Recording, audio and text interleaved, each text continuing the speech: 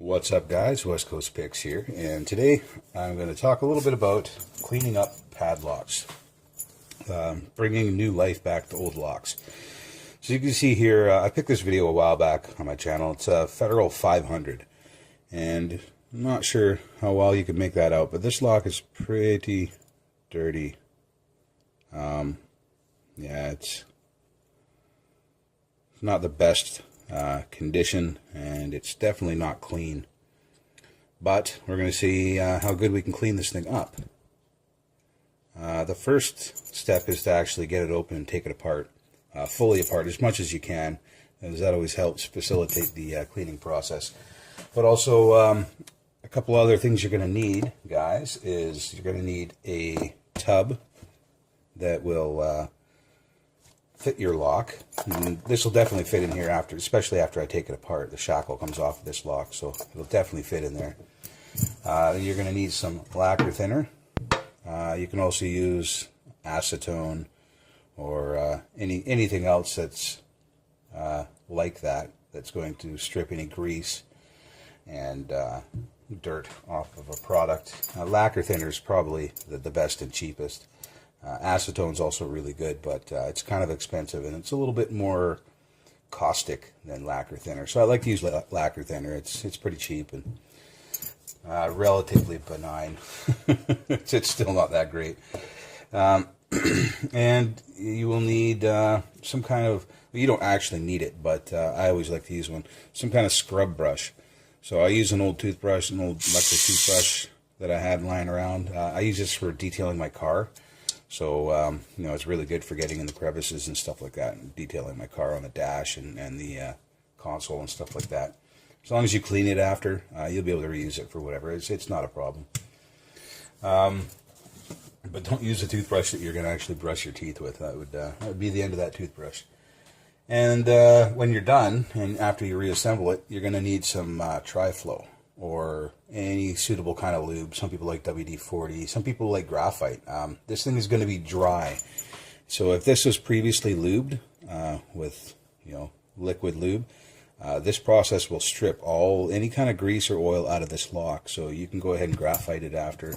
I'm not a graphite fan. I like Tri-Flow and things like that. So yeah, the first step is to actually get this lock open and take it apart. So I'm going to do that, guys, and I'll be right back. Alright, guys, I got it apart about as much as I'm willing to take it apart. You can get the cam out and drop the ball bearings out and everything like that, but you don't really need to. Lacquer thinner and acetone, all those solvents are really persistent. So, you know, as long as you do a good soaking, you let it sit in there for a while and shake it about, you should be able to flush that inside out pretty easily. But you can, if you want, go ahead, take the cam out and the ball bearings out. It's just they are not easy to get back in properly, so I don't bother. And the lock functions now anyway. If the lock didn't function properly, if it liked to hang up and stuff like that, you might want to just do that anyway to see if you can fix whatever the problem might be. But this one actually operates smooth. It's just really dirty. As you can see, I put a paper towel down just to help keep my work surface clean. And you know, basically, now that you got it apart, just dump it in the bucket, all your pieces. You see just how dirty this thing really is. And you know, if you want, you can wipe those pieces down before you put them in the bucket. It doesn't really matter, because lacquer thinner and acetone, all these solvents are actually really aggressive on grease and dirt. But you know, I'll give it a head start. Just give it a quick wipe down in all the problem areas.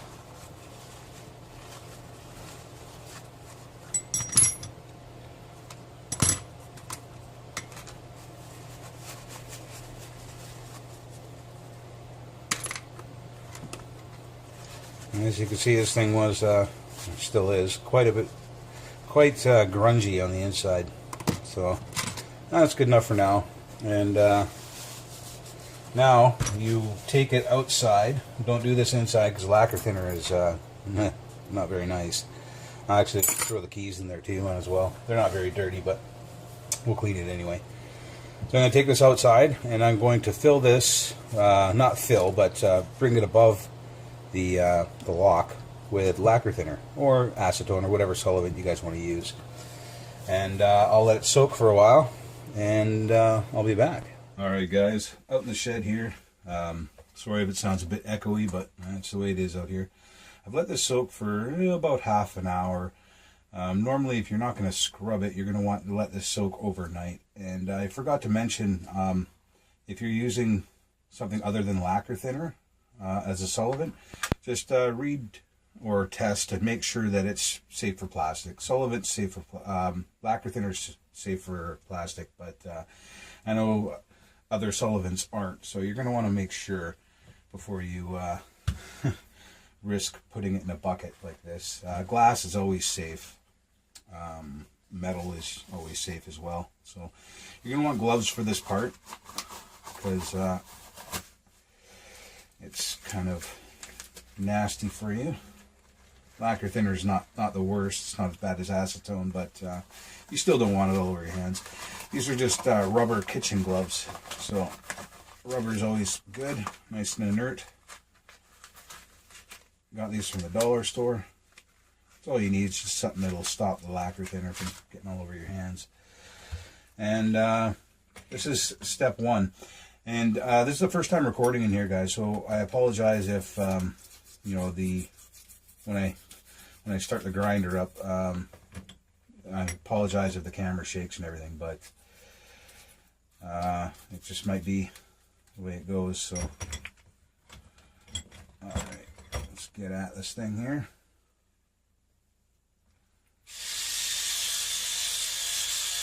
You're going to want to wear clothes that you don't really care about. And it might be a good idea to have eye protection on, at least for the next stage. This stage isn't that big of a deal, but it's relatively benign.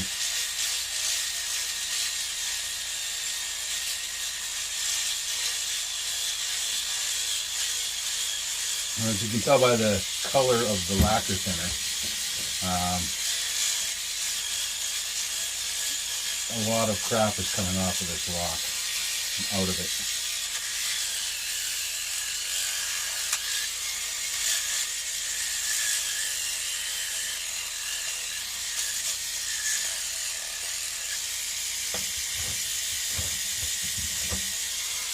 So always keep it kind of coated in lacquer thinner and scrub away. You're not going to get it all off this way. You're just going to get the majority of the big chunks off.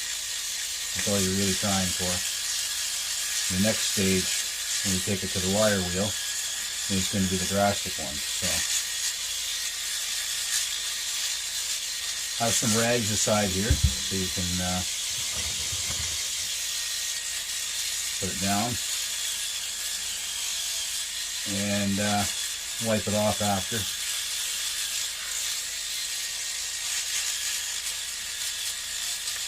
I don't know if you noticed, but it's already looking cleaner. There's no more oily, dirty, greasy stuff all over it.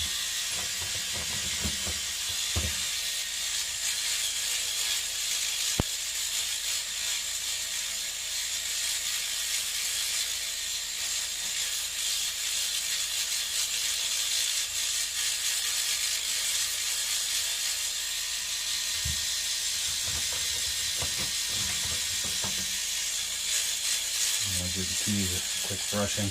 They weren't bad, but we'll do them anyway.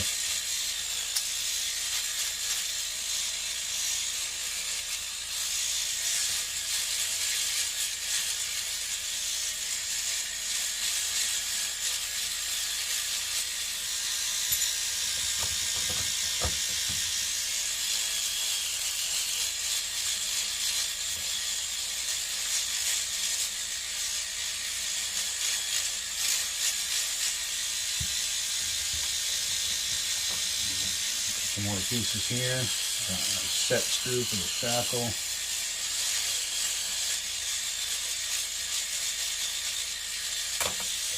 This is in really bad shape. And not much you can do about it because it's steel and it's not going to clean up very nice, but you soak it and scrub it anyway. And then the spring, which I just dropped down on the floor, I'll have to get back at a later time. Alright guys, so that's everything scrubbed down. As you can see how dirty the lacquer thinner is now.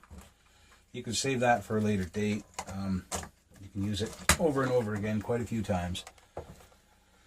But, make sure you store it properly. Don't keep it near anything hot. Things like that. Also, these rags here that I'm using, lacquer thinner rags and solvent soaked rags have been known to spontaneously combust on their own. So the best way to deal with these is to soak them in water and throw them away into a garbage. So, but soak them in water first. That kind of distributes the solvent all throughout the rag instead of in concentrated amounts where it can be troublesome. This is what you don't want. Just give them all a wipe down. You want everything to be relatively dry for this next stage. So wipe it all down. Let it sit for 10 or 15 minutes for the excess solvent to evaporate. Deal with the rags while you're waiting.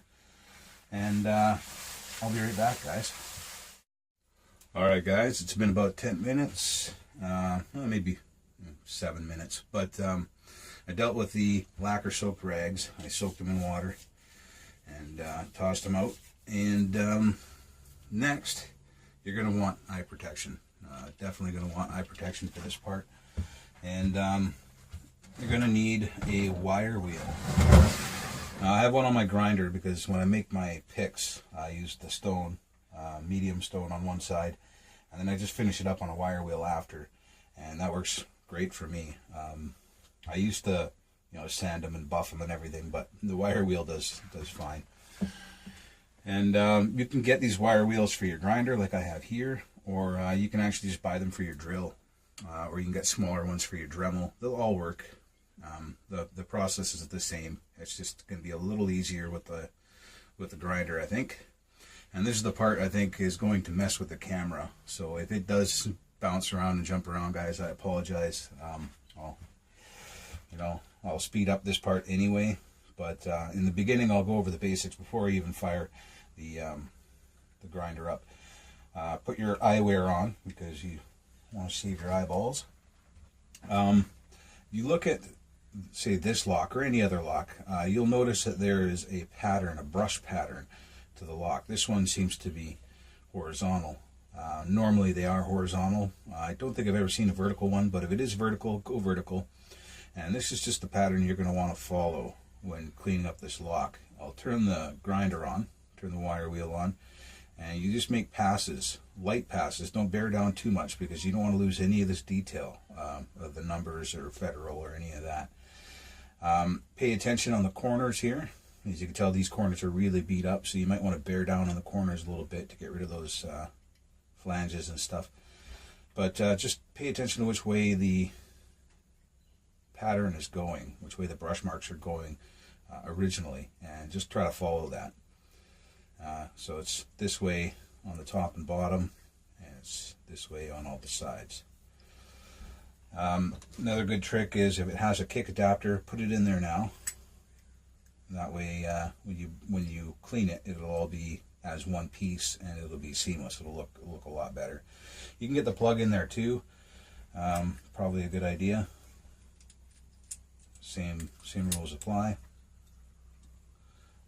Problem with that is you're going to have to make sure that it's flush. There we go. Alright. And yeah, we'll give it a shot here, guys. I'm going to start with the shackle because it's, there's not much you can do. You can polish up the shackle with the wire brush just to get the flaky edges of the pitting and the chrome off to stop it from traveling any further. So I'm going to do that, and then I'll fire up the or I'll put the body in there after. So let's get this thing going.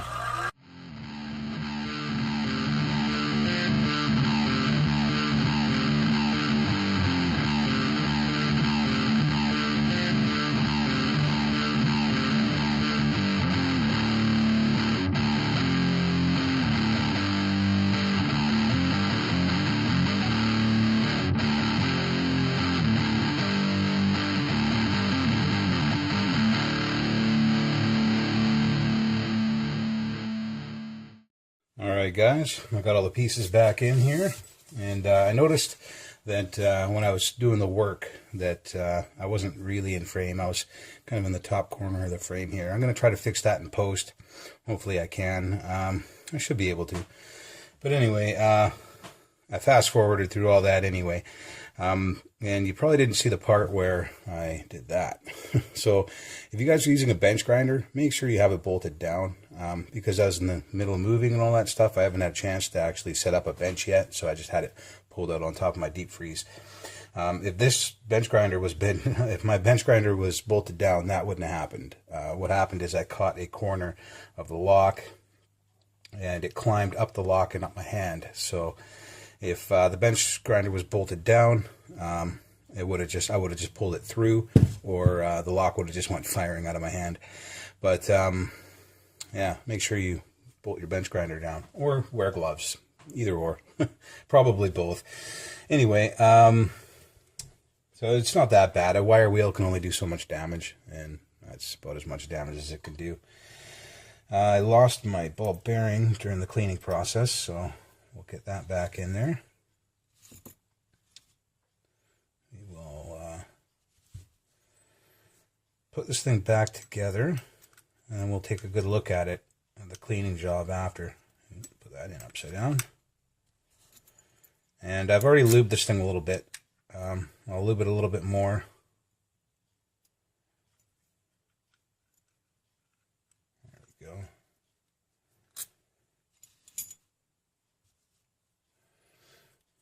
It's just to get the shackle and everything in.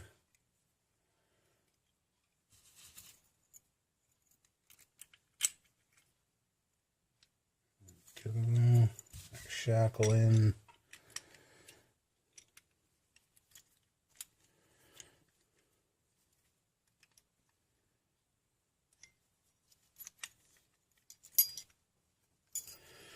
Key. Come on. Oh, it's a strong spring.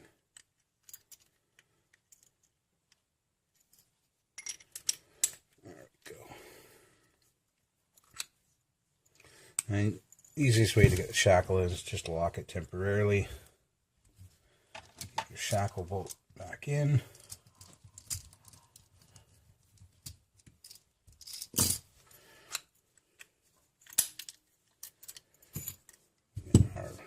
Retainer in there.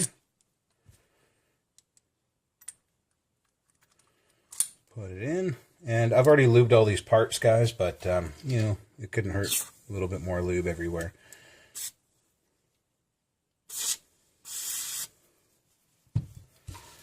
Definitely does not hurt. As always, test it a couple times before you put the screw back in. It's going to be dry a little bit at first here, so we'll give it a couple dry runs. Make sure it unlocks properly. Get our screw back in.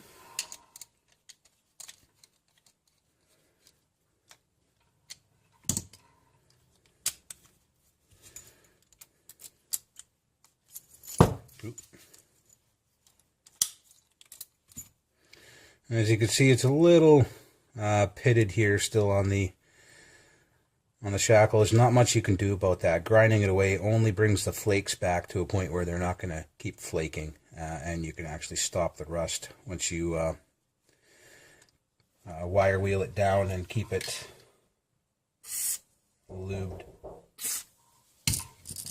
And I got someone at the door. Be right back, guys. Sorry about that, guys. Had a neighbor come over.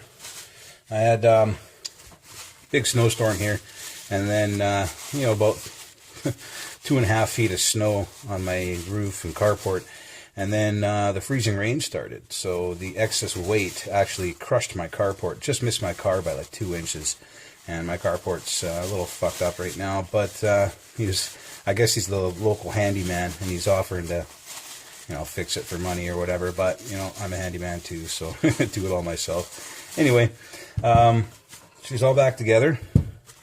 Everything looks pretty good. It's all lubed up and ready to go. Works nice. And some of this excess lube off of here. I'm pretty liberal with my lube. It's better that way. And let's take a look at what she looks like now. Now, I don't know if you remember before how dirty it was. There's not much you can do about like these big bashed in corners and stuff like that. You're just not going to be able to fix it. You just polish it up as best as you can, which I've done. And you can see it looks, come on, focus here. There we go. Looks a lot better. It's a lot cleaner. This is shiny as it was brand new. Unfortunately, it's got all those nicks and stuff in it, but there's nothing you can do about that. If you kept going, you take the lettering off, and you don't want to do that. So that is as good as you're going to get them to look, guys. The inside of this thing is spotless now. The lacquer thinner really does a number on getting rid of the lube. It's pretty good at it. And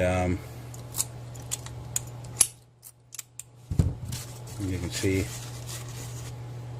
pretty clean, just lube. So yeah, that's how I clean up padlocks, especially ones that are worth it.